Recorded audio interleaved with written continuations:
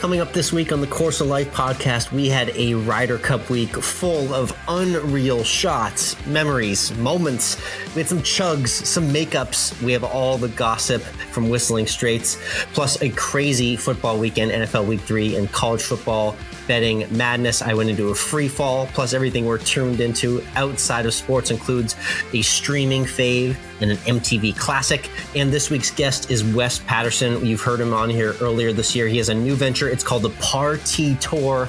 That's right. It's a real golf party indeed. We get all the way into it. Plus, we always end with food.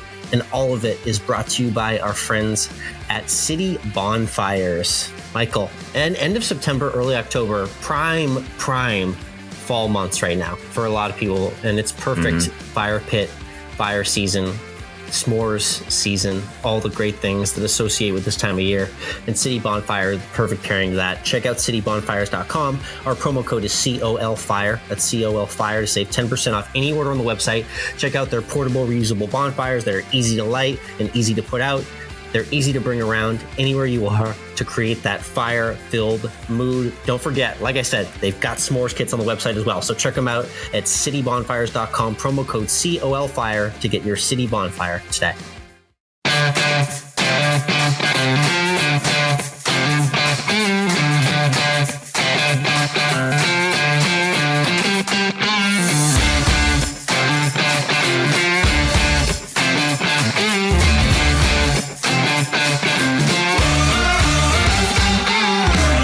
Interwebs, and welcome to Course of Life, part of the Morning Read Podcast Network. We are proud to be presented by our friends at Desert Fox Golf and Toasty Snacks. I'm Michael, he's Alex. And Alex, we're a right bunch of nitwits after choosing Europe to win the Ryder Cup. And what was a true shellacking of the European team as Team USA came out and did what all the bettors thought would do, except for us, and won pretty easily. I guess they were the favorite, huh? Yeah. We were really discounting them for the last few weeks in this podcast. I guess all that had to happen was you and I turn into complete turncoats in order for the U.S. to throw out their most dominant Ryder Cup performance probably in our lifetime, a 19-9 win, like literally Friday morning first matches. They took a chokehold of this thing and never let go. Yeah, it was pretty. If you were actually a European fan, you're probably still hiding under a rock after all of this. It was ugly. For guys like Rory and Rahm and guys that you would expect to come through and get the points when they needed to, it was just absolutely domination from start to finish. Yeah. Everything you said about this being a British Open venue and not setting up well, and there's no mojo with this team. Listen, I don't know. We'll get into kind of what was real and what was fake between this team USA and their bonding, but it all looked pretty genuine, and it turned into a big ass win. Yeah, I mean, this was everyone on Team USA seemed to be having a good time, from chugging beers on the first tee to Bryson driving the first tee to I mean everything happened on the first tee. Really, that's all you need to know is everything started and ended on the first tee. Yeah, let's talk about Bryson real quick and get into his fanfare, because I kept tweeting this over the course of the weekend. You and I have just a torrid love-hate. For you, I think it's lean more on hate on Bryson DeChambeau and just the way he conducts himself on the course. However, this is an interesting scenario when he gets thrown onto our team, us being Americans and U.S. golf fans, and you see how electric his game translates to a Ryder Cup format when he can hit a 417-yard drive on a par 5, and he can drive the first green, which is a par 4, to start his Sunday singles match against Sergio. He does things like that. And then you're just like, oh, well, crap. How am I supposed to hate this guy now? Because that was just pretty awesome. Yeah. Well, it's easy to hate him because when his game isn't going well, he lashes out at the media. So then it's like, that's why I hate this guy. Right, yeah. So, I mean, when things are going well for Bryson, things are going pretty darn well. And it seemed to be clicking on all cylinders for him throughout the week. There was one moment when I was watching, by the way, thank God there were live streams of the featured matches all day on the app, so that if you were working or you didn't have access to cable, you got to watch it. So I got to watch quite a bit over the course of the weekend when I normally would have been able to without having cable and NBC and wanting to pay for anything. But Bryson being Bryson, getting up on one, I forget which tee it was one time on a Saturday, I think it was, and had the driver out and put the driver back, took out a wood, and the crowd was like, oh, and he's like, no, it's all right, guys. I'm still going for the green. He was perfectly on brand all week, and it was fantastic. He was, yeah. And yes, that 3-wood did make it close to the green on the par 4 as well, too. His distances are astronomical, and we got to see that play out firsthand. And I don't care who you are on the other side there. If you see an opponent driving the ball like that, when he does, even in moments, that intimidates the hell out of you. I don't care who you are. And it was very powerful to watch him. He's got some legions of fans, but I feel like he really won over a lot more people this week. And it was interesting to see how he played along with Brooks Koepka, because we've been documenting that feud for so long. And I'm wondering where you think kind of that all stands after this Ryder Cup week between the two of them. It still seemed awfully awkward, all of their interactions during the course of the week, from on the practice tees early in the week to that hug in front of the trophy. That just also seemed really odd to me, because Brooks went up to Bryson. Bryson's there holding the trophy. Brooks is putting his hand out, I think, to take the trophy, not to shake his hand. I think you're right in that moment. That was a good catch there. Good eyes there. Yeah. I mean, you tweeted out the word manufactured over the course of the weekend. And yes, I think it's one of those scenarios where I think Brooks and Bryson realize that they're really never going to be like the friends that hang out outside of any golf venue. However, they realize in certain scenarios like this, it's like, listen, we're on the same team right now, for better or for worse. I don't really love you. You don't love me, but we can get along and be cordial, and we can pretend to hug this out at least while we get the victory for our country. So that's kind of where things seemed like they left at the end of the weekend. The real question here, and this was brought up early in the week too, during that interaction on the practice tees, was who was the bigger man here? Was it Brooks or Bryson? It felt like Brooks was trying to maybe smooth things over a little bit more. Brooks was the one who went to Bryson on the range and had a conversation with him. We didn't see any part of that conversation, thanks to the magic of editing. So it felt like Brooks was trying to overcome it. Because and that feels also very on brand for Bryson. Bryson just wouldn't care. So. Yeah. It was interesting to watch that storyline throughout the entire week. Nonetheless, it rolls on. I don't know if they're just in it for the pip money and they're all pulling the wool over our eyes right now, but regardless, it's fun to watch. Another shot we need to get to from this past week, because this is the shot that transcended the world of golf and just went to everyone on the internet, was the insane Jordan Spieth flop shot. On Friday, he was up against Lake Michigan and had to quite literally hit a flop shot where the ball went straight up in the air. He swung directly into a bank.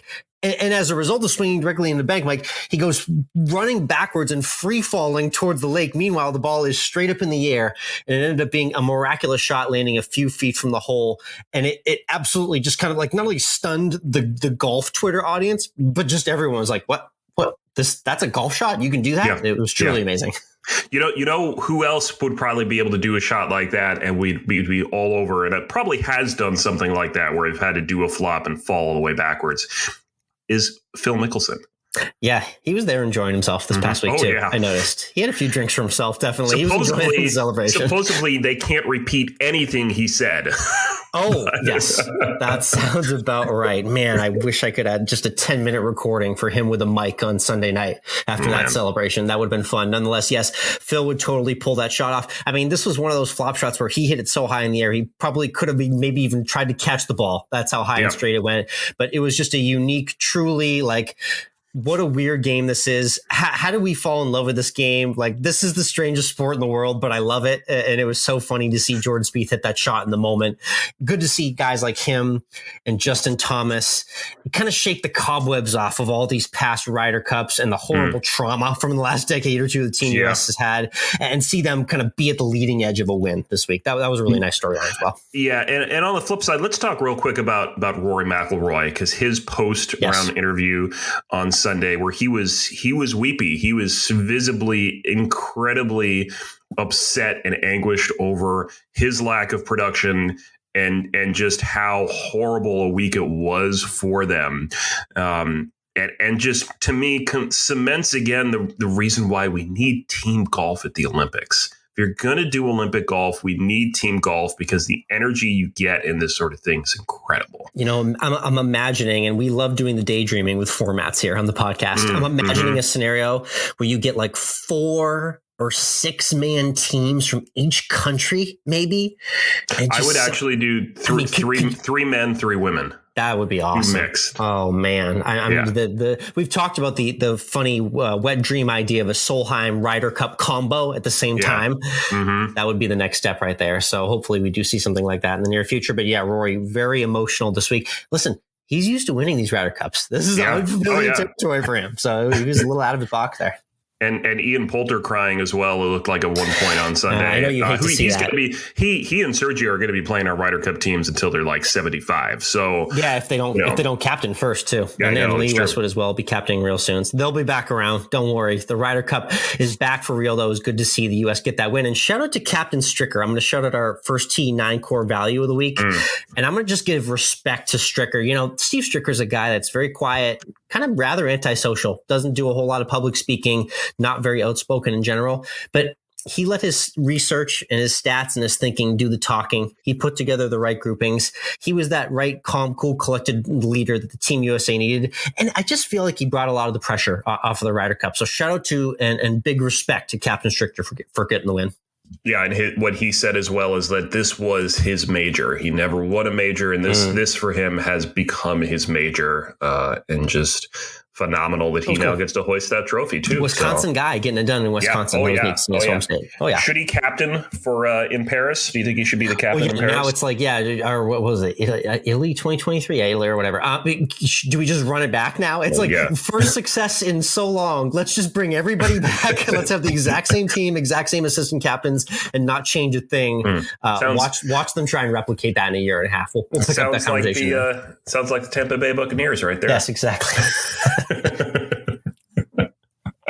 Let's one other thing I want to talk about from the world of golf, which was maybe just as incredible a shot, something I don't think anybody would ever do, and that was on the LPGA Tour, putting from the bunker by Eun-Hee. I mean, and almost holding it for eagle. Yeah, you're at MWRINC on Twitter, and I'm at Course of Life 1. You sent this to me yesterday. Admittedly, a little distracted with an NFL Sunday and the Ryder Cup going on. I should have paid a little bit more attention to the LPGA. They had a fantastic finish, but this was the highlight indeed, because you and I and all the amateur golfers out there know that moment in the round, or maybe that moment in your life when you were just completely uncomfortable hitting out of the sand, and you look and you see a nice short lip, and you wonder, do I even need to hit a wedge out of this bunker? Can I just put this out and use the Texas wedge? And that's exactly what Eun-Hee did. She was speaking the thoughts of all the amateur golfers out there. And might I say that putt out of the bunker came out remarkably smooth. It really did. It almost went in the hole. That's just incredible. That was cool to see. Interesting pros or amateurs highlight for us all there on the LPGA with the Texas wedge from Eun-Hee. Cool stuff to see on the LPGA. And yes, I'm going to go ahead and practice this the next time I get a nice short lip bunker. I'm going to see if this is actually doable. I have a feeling, Mike, that at my local Muni course in Austin, Texas, I don't know if the ball is going to roll that smooth out of the sand, but I'll give it a go nonetheless. Yeah. I don't think it's worked that well for you, but you let me know. You capture it on video and you let us all know. Will do, yes. Let's take a peek at what's going to now be happening next after the Ryder Cup. PGA Tour back in swing. There was no other event. It was nothing but the Ryder Cup. So now we head to Mississippi for the Sanderson Farms, where Sergio Garcia is defending. Is he guaranteed? Is he going to be out there after this past week, or do you think he's going to take a week off? I don't know. He could end up doing the Monday, Tuesday WD, right, as this podcast is released. But regardless, he is the defending champion. So you'd think he'd kind of send that honor into the tournament and show up there. Not too far away from Wisconsin to hop on a plane and get there this week. But yeah, an awkward moment for him. Not picking up kind of the spare win last fall, you remember, in Mississippi, where really people didn't expect him to do so.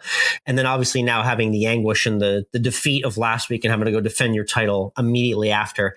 Interesting time in the PGA Tour schedule as well, too. Again, this is that time you're going to be seeing a lot of new names. We're watching our buddy Dylan Wu. He's going to get his second official start of his first rookie season.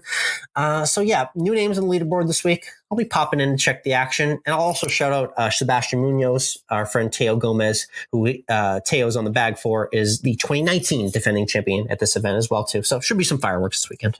Will indeed. Our full picks will be up on Wednesday evening on Twitter, so make sure to follow us there so you can see it. But for now, let's switch over to Tuned In, where we share what we're tuning into outside of the world of sports. I have to start with breaking news, Alex. Oh, breaking ding, ding, ding, ding, ding, ding, ding, ding. The breaking news feeder. What do we got? There's going to be a second season of Tiger King. Oh, man. Shout out to Joe Exotic. He's going to wiggle his way back into our lives, isn't he? Yep. Oh, yeah. Oh, wow. Yeah. Oh, yeah. So you sit tight, all you cool cats and kittens, because you know that Carol fucking Baskin is here. Well, she had that funny little run on Dancing with the Stars last fall I watched. And yes, I'm tuned into that because that's back as well, too, with an even crazier cast. But she held on for a few weeks there. Yes, she's making her way back in season 2. I mean, what are we going over with? Is this a lot of jail time biography at this point? Well, I feel like there's a lot we missed in the last year and a half. There's a lot of footage they left on the cutting room floor for season 1, and they're going to supposedly bring a lot of that back up and re-edit and give us a second season out of that. Like that. So, all right, I'll give it a go. I'll promise an episode. I can't say I'm going to tune in the full thing unless I get the epicness from season 1. We'll see that. Yeah, we'll see what happens. I'm also back. Great British Bake Off is back. Yes. I mean, we love our baking shows. That's for sure. Mm-hmm. Shout out to Always End with Food. We just released our food podcast last week with Wes from Halloween Baking Championship on the Food Network as well, too. Great British Bake Off is back. It's that season, Mike. I mean, you're a year-round baker, but I would contend that I feel like maybe we're heading into prime baking months right now. As the temperatures begin to cool, fall air sets in. It's definitely a good time of year to get the oven going again. It really is. And you just get different flavors this time of year. You start thinking more about apples and you think about pumpkin. I don't. Yes. And all that sort of stuff. We had a great food draft on Always End with Food pod as well, too. Check out that food podcast as well if you're into that type of conversation.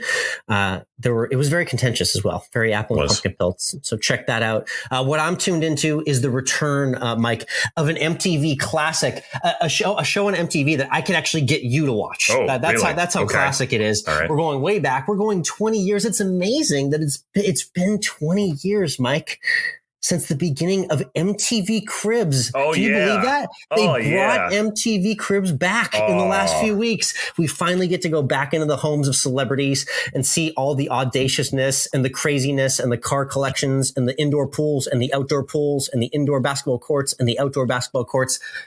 But obviously, we're looking into the fridge because that's one of the most epic parts of every celebrity home tour. When we take a look into your fridge, Mike, and we do your MTV Cribs episode, what are we going to see in there? A shit ton of condiments.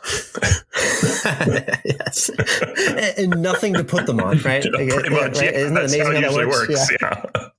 Yeah. So, we've been going into a lot of fridges on MTV Cribs. I got to say, a lot of these celebrities, they really don't cook. No one cooks for themselves anymore. They all have private chefs. All their fridges are just loaded with like $5 waters and like pre-made smoothies and like boutique alcohol brands.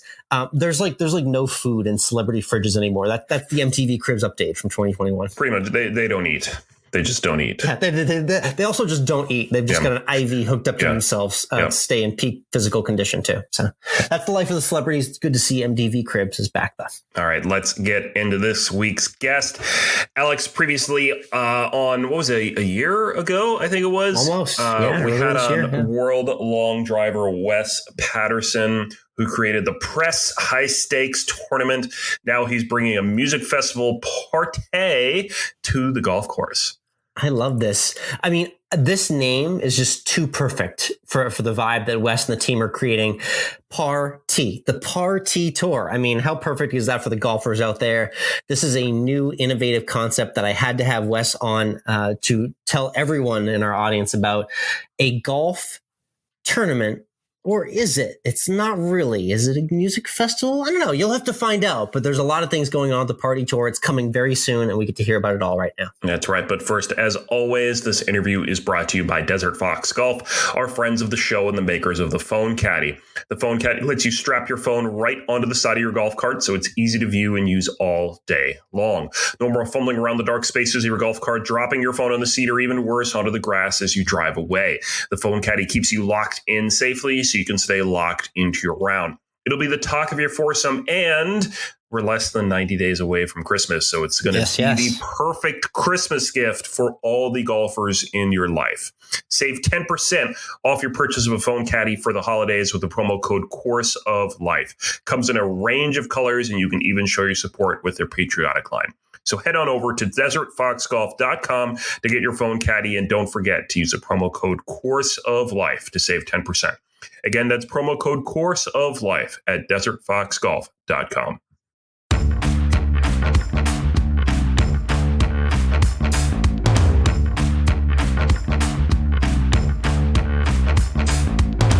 Next up on the tee, we got a friend of the show, world long driver extraordinaire as well. He gave us the Press Golf Series earlier this year, which launched a pretty impressive champion as well, too, in professional golf. And now he's bringing the party to golf with the Party Tour. Wes Patterson here joining us again on the Course of Life. Wes, how's everything going tonight? It's going good, man. I really appreciate bringing me back on and talk about my endeavors. Definitely. Yeah. So I want to do a quick recap because I remember the last time we had you on early 2020, you planned out the Press, which was a high stakes golf match, which we followed closely. It was here in the Texas, San Antonio area. Very impressed to see the field you put together. And I want you to follow up and give everyone the amazing run that one of the competitors went on the Champions Tour afterwards, because it was a really cool salute to the success that they had at the Press as well.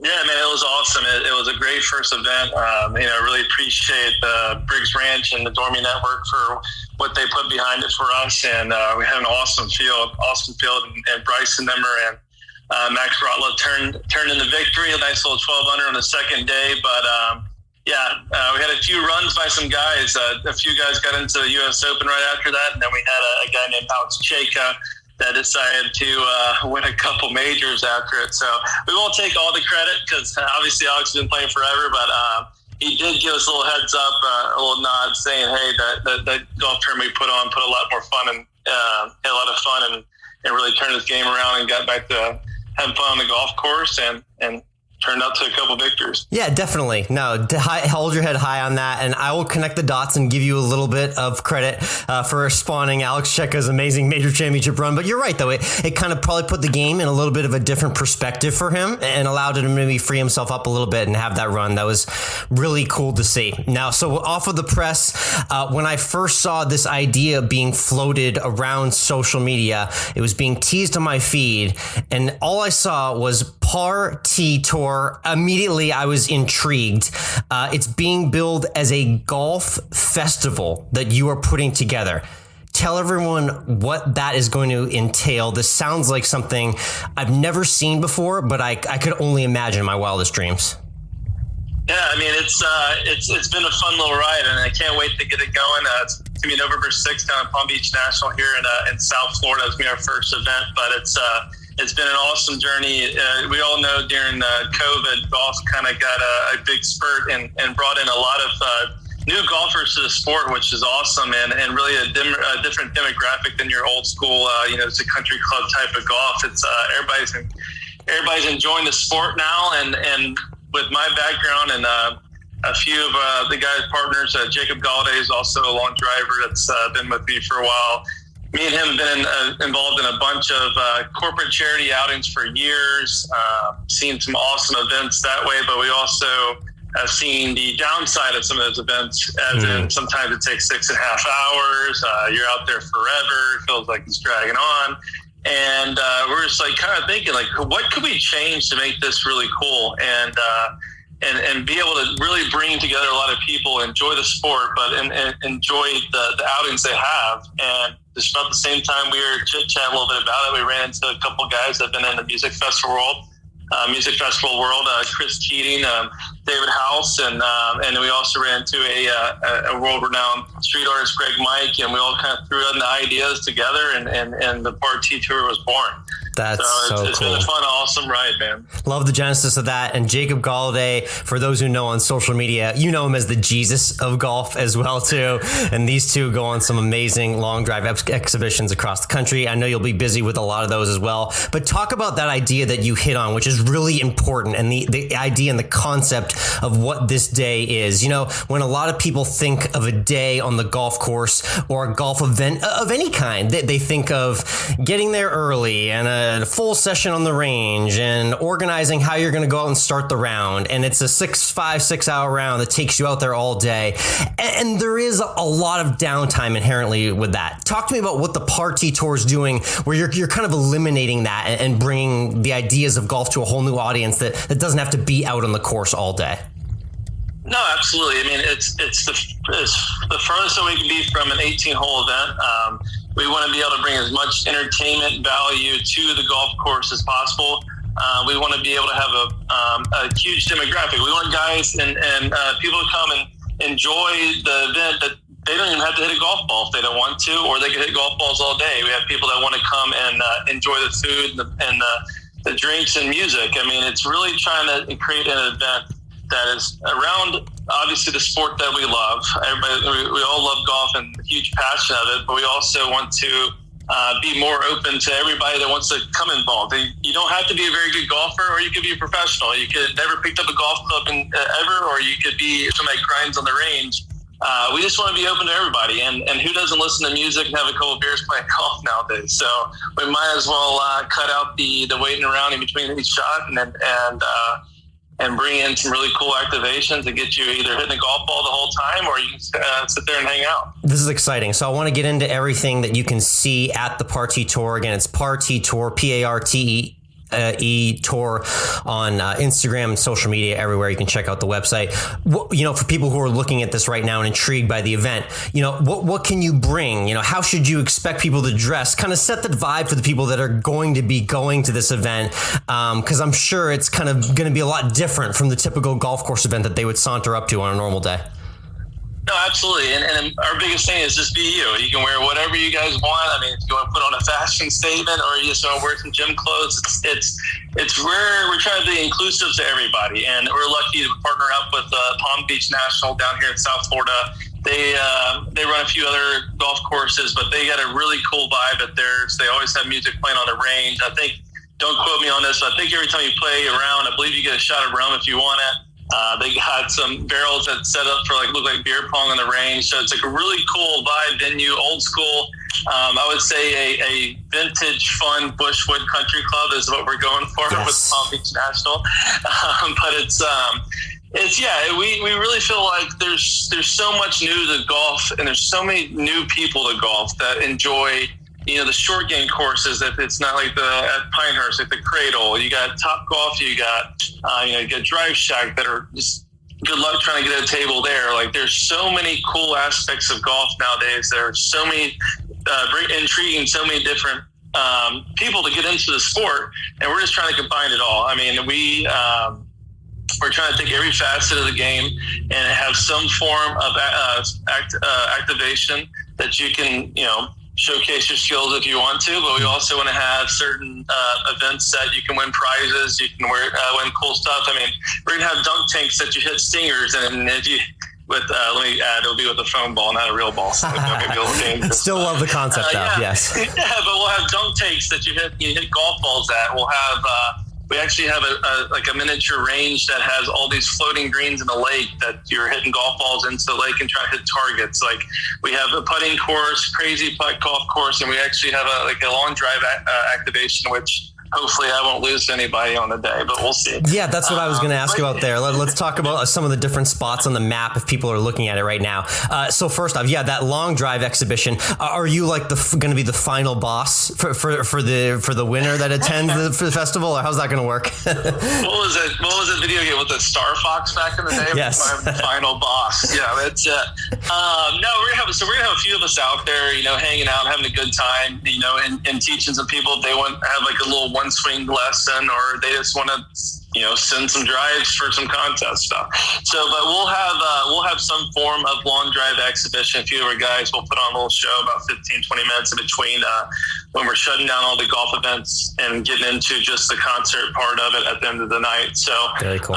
But the long drive activation will have anybody that wants to come up and send some drives and out drive your buddies. Yeah, Wes, if you spot me 150 yards, maybe I'll make a bet with you on that. Sound like a plan? I'll give you 160 and I'll give you 3-1 odds. All right, perfect. Love that. I knew you'd be able to negotiate something quickly. The other part of the map I want to check on is the chip and sip. This is neat because a lot of people know the pitch and putt concept, but tell me what's going to make this unique for attendees there. It sounds like you can walk around with a drink or two while you're playing, what is it, 6 or 9 holes pitch and putt?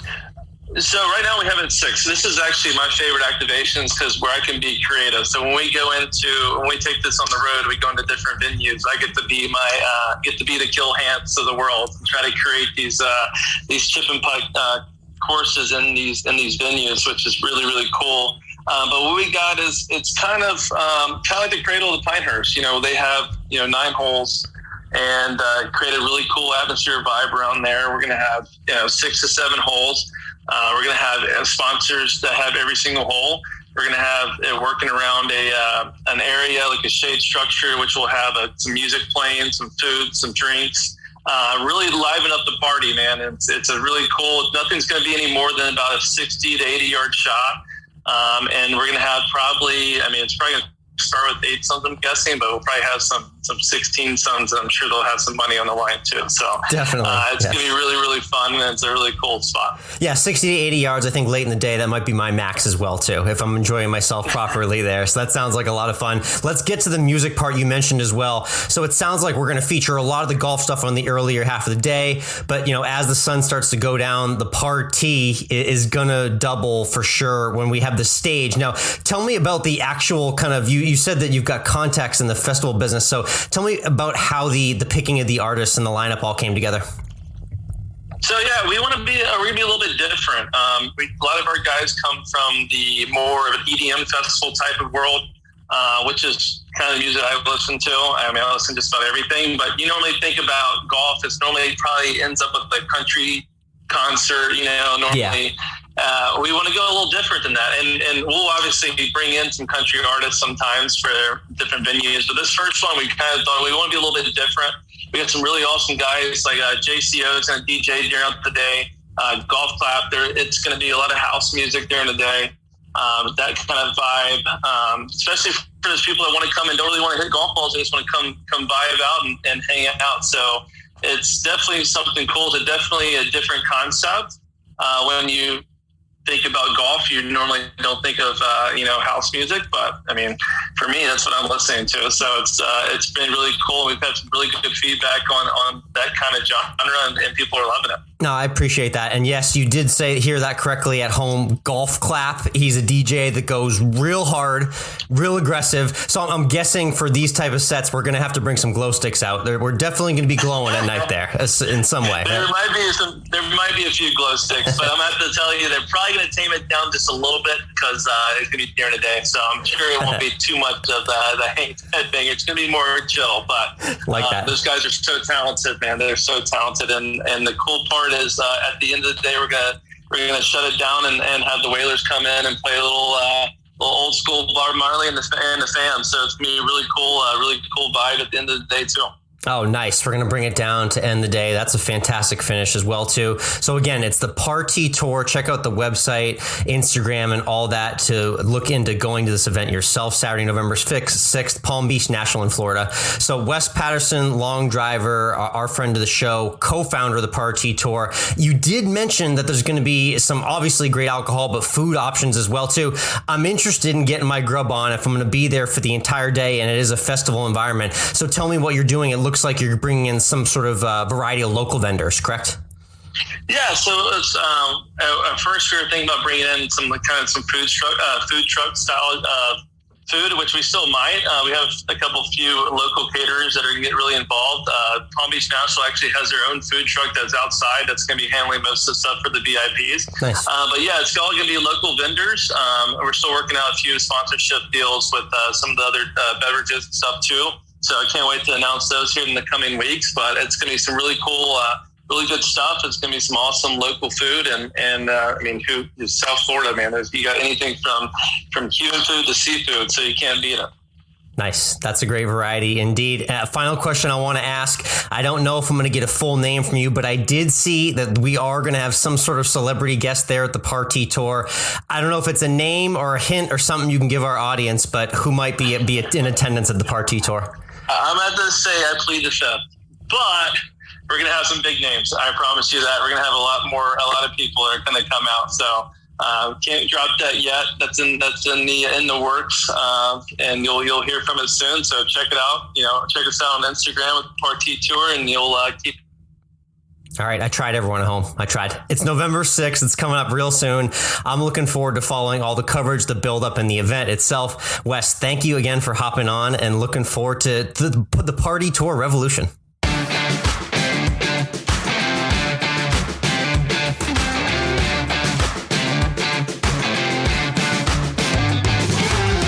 And we're back. Great chat there with Wes. The venue here, the map that I'm looking at for the Party Tour is just phenomenal. I mean, pretty much this is our dream, right? I mean, This is like put a dream golf day together. Well, it would have a 6-hole pitch and putt. It would have a long drive, a top golf, a restaurant, a bar, a stage, a concert, and a whole lot more. I mean, he described it right there, but this sounds like maybe the beginning of a really cool concept, Mike. You and I love these concepts that get the game out to new people and new audiences. Yeah. Like you said, you don't even really have to bring golf clubs to this if you don't want to. There's so much entertainment going on, but it's neat to see what Wes is doing to kind of help grow the game and get it out to more people as well. It really is pretty awesome. And that'll be November 6th, Saturday, November 6th at Palm Beach National Golf Club, the Party Tour. Yes, love that. Love having Wes back on. If you like that conversation or any of the other cool golf guests, be sure to subscribe, tune in. We're on YouTube. We're on all the socials, COL Podcast on Instagram. Check us on Twitter as well. I'm at Course Life 1. You're at MWRINC. To follow along and stay tuned for more great guests like that. Love having Wes on and hearing about his endeavors. And looking forward to more content from the Party Tour. Can't wait to see how that turns out. Yeah. Let's talk football before we get into your horrendous college football weekend. Yeah, that was bad. Let's talk my local college football team and my wife's employer's football team, I guess is the way to call it, the Georgia Southern University Eagles. Yes, the Eagles. Yeah. How are they doing? I've seen it hasn't been the greatest start to the season from what I've noticed. No. So they started the season 1-3. And before the start of the game on Saturday, video came out of a player on top of a bus, literally on top of a bus as the bus is moving, being thrown a beer and shotgunning it. This was going in, Mike. Going into the game. I saw this video before the game had even started. So that was the mistake there. First off, 1-3, not great. You can do the epic, ride on top of the bus into the stadium, get the crowd pumped up. However, I think you're supposed to save the shotgun and chug for maybe after you win the game. Just maybe, just a thought. I don't know. Call me crazy. So instead, though, of winning the game, so they lost. So they're now 1-3, and their coach got fired. So, I'm sure there must be some sort of connection between that incident and the firing, in addition to losing football games as well. So that, man, tough look for the Eagles there. Yeah, not good. Not a good September indeed. My September has been okay picking these games. I had a whirlwind Saturday though, Mike. It was one of those Saturdays where I lost so many bets early on Saturday. I had to bet more games at night just to make things up. Finished 6-9 on Saturday, 11-10 picking overall last week on college football. We're still riding the wave just slightly over 500, but if you've seen any headlines in college football, it is very unpredictable. There are top teams going down left and right. It's been an entertaining season for the wagering, to say the least. It is indeed. And maybe you won't have another week like this, but highly unlikely. Yes. Let's talk the NFL. How you doing, buddy? How you doing? I'm not good. I could even hear my intro to this podcast was like an octave down because I'm just really deep down on that. It's tough right now. Tough Patriots loss to go 1-2, a real ugly one at home to the Saints. And then obviously with what looms next Sunday, and Tom Brady and the Bucs coming back to Gillette, it just it makes me wonder where things are going this year. I'm keeping the faith with the rookie quarterback, not giving up by any means, but Definitely pulled at the heartstrings this past Sunday watching NFL football. That's for sure. I mean, were you really expecting to see Mac Jones lead the Patriots all the way to the Super Bowl? Is that really what you think was going to happen this season? You'd be surprised honest. How much I expected. Yes. But now I'm coming back down to earth, just like I did last season, and fully realizing we could be an 8 or 9 win team, and I may have to live with that, but we'll take it 1 week at a time. Obviously, the Brady Bucks game looms this Sunday night. Mix of emotions, a complete whirlwind as I watch that one this coming Sunday night. It was a rough football weekend overall, just start to finish on all corners. I think your corner as well too. I don't know what you're talking about. I don't know. Yeah, it's the football Giants. Another loss at the buzzer. I mean, they are just. Yeah, it's tough times right now for our teams. The bottom line, we need some pick me up wins here in the next week or two for reinvigoration. I have a great pick me up. You know what my pick me up is? Yeah, what's that? The Yankees sweeping the Red Sox in Boston. Yeah, nice crucial weekend in Boston. Yeah. This is the complete opposite conversation of what we had 3 months ago when I was in Boston and I watched the Red Sox sweep the Yankees, and we basically threw you in a coffin 6 feet deep, and I started pouring the sand on you in July and August. It was but bad. Then you had like a screwdriver in the coffin, and you etched your way out, and you found complete life now, and it is completely the opposite. Now you're throwing me in the coffin here with a week left in the season. Yeah, this was a pretty crazy roller coaster of a season, I feel like, where the Yankees did well, then they did horrendously, so bad, and the Red Sox doing great. And then there was this flip, and the Red Sox sucked, and the Yankees were fantastic for a while. And then it flipped again, and the Yankees were sucking, and the Red Sox are doing great. And now we're coming to the end of the season. We're going to the last series, and it's flipped again. Yankees sweep the Sox. They now play the Blue Jays to finish the season, which is going to be a great series because depending on how this plays out, they could then play again in the wild card game. So because this could be really interesting. Oh man, little wild card series, a 1 gamer, Red Sox Yankees. That could be something. So we'll be tuned in for that in the next week or so. But yeah, tough times, Boston sports. Let's go ahead and just #AlwaysEndWithFood and get right to the end. Brought to you by our friends at Toasty Snacks, makers of the Toasty Super Bites, our favorite golf snack. But you can really take them anywhere. We love all the flavors. They're great on the go. Promo code is COL20 for 20% off, or just head to toasty.com/COL. I'm going to let you lead the way. What are you munching on this week? So we actually went to a new restaurant, something we don't do very often anymore. Good for you guys. Like that. Out in the Thunderbolt area of the Savannah, greater metro complex, called Erica Brown Low Country, built into an old gas station. Pretty cool place. It had some of the best crab dip I think I've ever had. Interesting. So what kind of flavors in the crab dip? What was it? You could actually taste the crab. That's nice. I mean, and it was served with fried wonton strips. So, wow. Yeah. What a deadly chip and dip combo that is right there. I know. It was fantastic. I mean, the rest of the food was great too. I had fried shrimp. Do you like Brussels sprouts, by the way? Do you like Brussels sprouts? Yeah, if they're done rightly. Yeah, absolutely. They had a smoked Brussels sprouts, and they were fantastic. Just like deadly. Like I would go back just for the crab dip and the Brussels sprouts. That is some good cooking right there. Nice choice. Erica Brown, Low Country in Savannah. And yeah, I wanted to stick with that crab theme. I'm heading to Florida. You got a brief trip down there. We're both heading to Florida quickly next week. And they have this kind of remixed queso. I love chips and queso here in Texas. But down at Pincher's, Marco Island, Florida, they do a crab queso, Mike. So it is all the best things you love about queso, but it's mixed with that lovely fresh crab caught just down the road too, right in the water. So I'm going to be all about the crab dip as well this week. Looking forward to that hot crab and cheese dip and all the seafood coming my way. And that's pretty much what's going down this week. It's going to be delicious one way or the other. It will be. We're heading to a vacation week next week as well too. We're going to have a cool vacation themed guest. If you like the tropics, you like nice clear blue water, fishing and wonderful locations, this next week's guest is for you. So be sure to subscribe and tune in. Until then, we'll see you next week on The Course of Life.